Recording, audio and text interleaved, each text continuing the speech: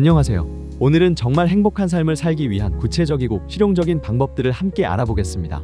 막연한 이론이 아닌 당장 오늘부터 시작할 수 있는 실천법들을 준비했어요. 첫 번째, 나는 누구인가를 정확히 알아야 합니다. 많은 사람들이 자신이 누구인지 모른 채 살아갑니다. 내 장점과 단점, 그리고 내가 진짜 소중히 여기는 가치가 무엇인지 모르면 늘 흔들리게 되죠.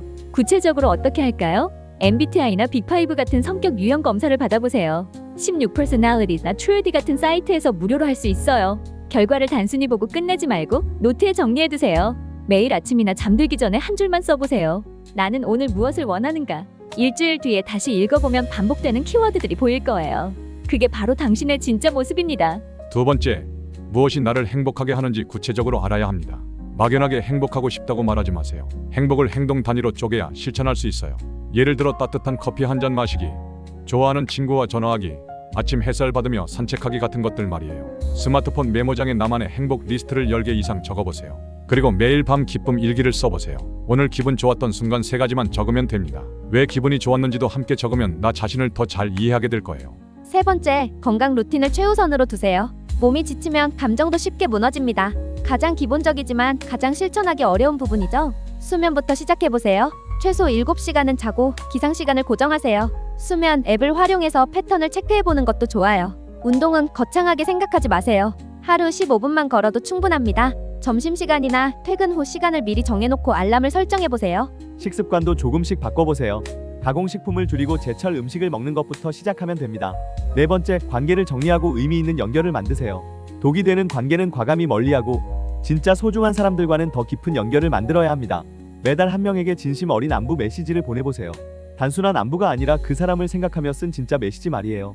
반대로 나를 힘들게 하는 사람들 목록도 만들어보세요. 완전히 관계를 끊을 수는 없더라도 거리를 조절할 수는 있어요. 연락 빈도나 만남 횟수를 스스로 정해서 관리해보세요.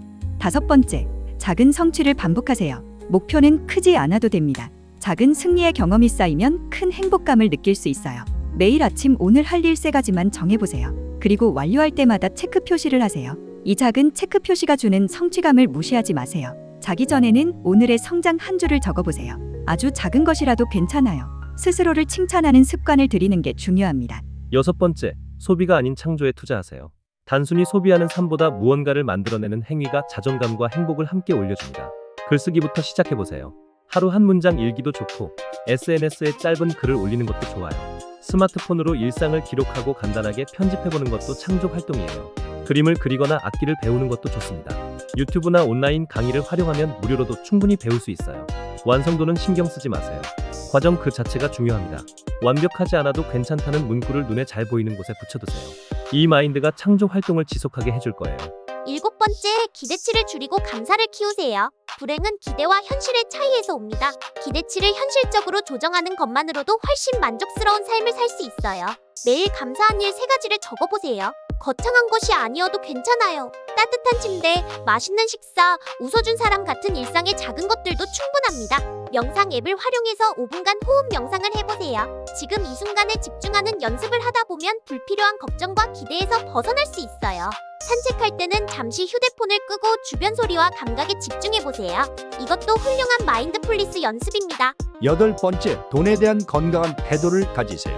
행복이 돈으로만 오는 건 아니지만 경제적 안정은 분명히 자유를 가져다 줍니다. 월급의 10%라도 무조건 미래를 위해 저축하세요. 자동이체로 설정해 놓으면 의지력에 의존하지 않아도 됩니다. 불필요한 비교, 소비를 줄이세요. SNS 사용 시간을 하루 30분 이하로 제한하는 앱을 설치하는 것도 도움이 돼요. 다른 사람과 비교하는 시간이 줄어들면 자연스럽게 만족도가 올라갑니다. 가계부 앱으로 지출 내역을 매주 점검해 보세요. 어디에 돈을 쓰고 있는지 알아야 통제할 수 있어요. 9번째, 의미 있는 목표와 방향성을 가지세요. 의미 있는 일에 몰입할 때 우리는 진짜 행복에 가까워집니다. 일주일에 한 번은 스스로에게 물어보세요. 나는 왜 이걸 하고 있는가? 단순히 해야 하니까가 아니라 진짜 이유가 있는지 점검해보는 거예요. 나만의 미션 스테이트먼트를 만들어보세요. 한두 문장으로 내 인생의 방향을 정리하는 거예요. 책상 앞이나 스마트폰 배경화면에 저장해놓고 자주 보세요. 좋아하는 명언이나 좌우명도 찾아보세요. 일상에서 자주 볼 수 있게 해놓으면 중요한 순간에 올바른 선택을 하는 데 도움이 될 거예요. 마지막 10번째, 외부 기준이 아닌 내면의 기준으로 선택하세요. 현명한 선택은 조용한 내면에서 시작됩니다. 중요한 선택을 앞두고 있다면 1분간 눈을 감고 조용히 스스로에게 물어보세요. 나는 진짜 무엇을 원하는가? 다른 사람이 뭐라고 할지, 어떻게 보일지가 아니라 정말 내가 원하는 게 무엇인지 말이에요. 선택을 한 뒤에는 후회나 비교 대신 내 선택의 이유를 짧게 기록해 보세요. 왜 이 선택을 했는지 명확히 하면 다음에도 더 나은 선택을 할 수 있어요. 타인의 시선이 아닌 내 감정과 가치에 집중하는 연습을 반복하세요. 처음엔 어렵겠지만 점점 자연스러워질 거예요. 이 10가지 실천법은 거창한 변화를 요구하지 않습니다. 작은 일상의 변화들이 모여서 큰 만족과 안정감을 만들어냅니다. 완벽하게 다 할 필요는 없어요. 이 중에서 한두 가지만 골라서 꾸준히 실천해 보세요. 3개월 뒤 분명히 달라진 자신을 발견하게 될 거예요.